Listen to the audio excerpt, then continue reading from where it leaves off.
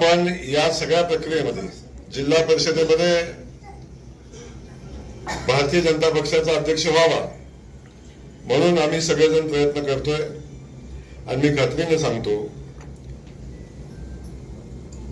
सातारा जिल्हा परिषदेचा अध्यक्ष हा भारतीय जनता पक्षाचा यासाठी आम्ही सगळे प्रयत्न करू। नेतृत्व म्हणून नेतृत्व प्रयत्न करेल।